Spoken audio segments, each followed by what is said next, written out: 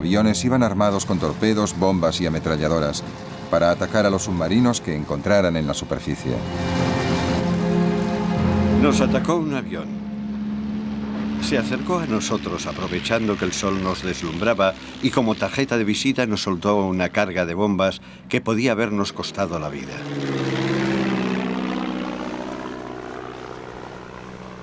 Para encontrar a los submarinos bajo el mar, los aliados usaban una nueva técnica: el hidrófono. Era un micrófono que se colocaba bajo el agua y detectaba el sonido de los motores eléctricos de un submarino. Entonces se podía calcular a qué profundidad se escondía. Luego se ponía en juego otra arma nueva: las cargas de profundidad, que eran minas lanzadas desde los barcos y reguladas para que estallaran a una profundidad determinada. Una carga de profundidad estalló con un ruido tremendo.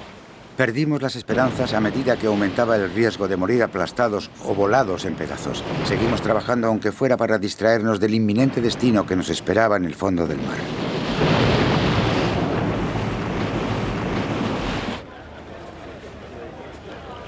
Otra idea británica fue la barrera de Dover, una barrera de redes y minas calculada para detener a los submarinos que atravesaran el canal. Los campos de minas empezaron a proliferar por el Mar del Norte.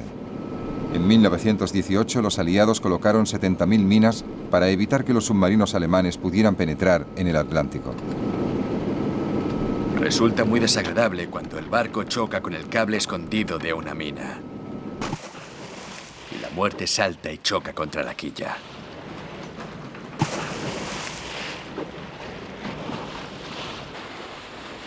Dragar minas era una misión muy peligrosa. De vez en cuando los submarinos conseguían colocar minas cerca de los puertos británicos. Una vez recuperadas podían desactivarse individualmente.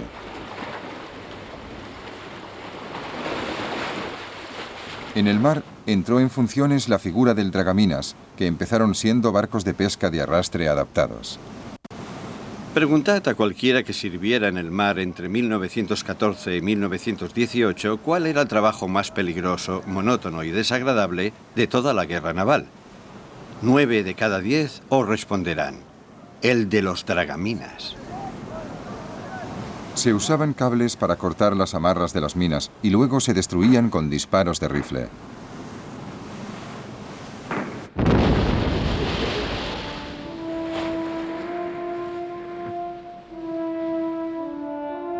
Un invento ingenioso era el cebo para submarinos o nave camuflada. No había señales de vida a bordo. Salimos a la superficie. De repente el barco volvió a la vida. Se abrieron las portillas escondidas. Los artilleros se pusieron al cañón de proa, descubrieron otros cañones y nos lanzaron una lluvia de fuego devastadora. Por fin, los británicos intentaron cerrar los puertos de submarinos de la costa belga.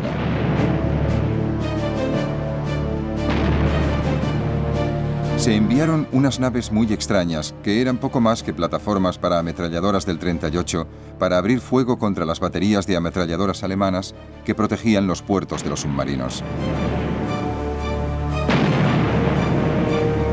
En abril de 1918, los alemanes atacaron el puerto de Zeebrugge.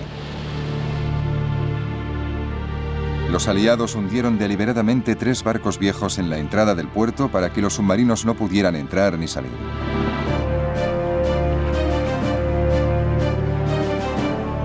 Durante la operación, el crucero británico Vindictive quedó muy dañado y tuvo suerte al poder volver a Inglaterra.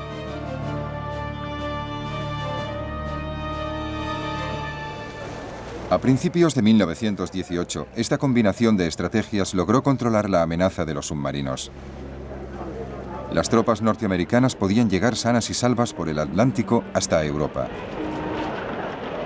La victoria era inevitable por una simple cuestión de números. Pero los británicos también habían vencido la batalla del bloqueo, en parte por su disposición a aceptar el racionamiento. La carne, la mantequilla y la margarina se convirtieron en lujos, y las patatas eran la dieta diaria.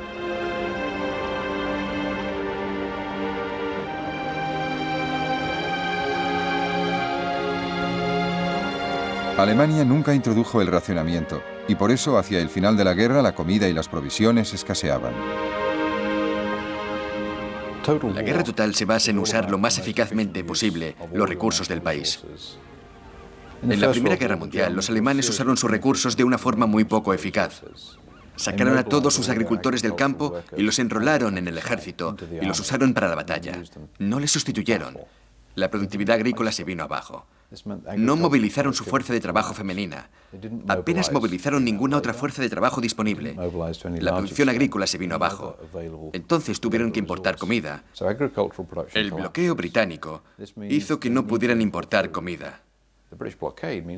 Poco a poco, las raciones de los alemanes se fueron recortando. Y si al principio comían muchas grasas animales, al final vivían solo de nabos.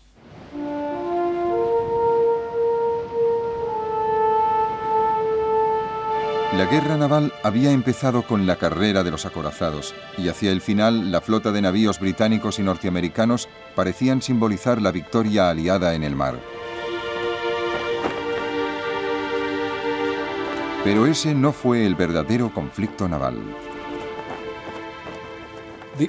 Las naves de combates enormes eran en cierto modo las descendientes de la época de Nelson, como la idea de lanzar una cantidad enorme de metal a gran distancia y destruir al enemigo. Durante la Primera Guerra Mundial, ese concepto de grandes flotas nacionales que se enfrentan y luchan y deciden el resultado de la guerra se demostró totalmente equivocado. La guerra había cambiado.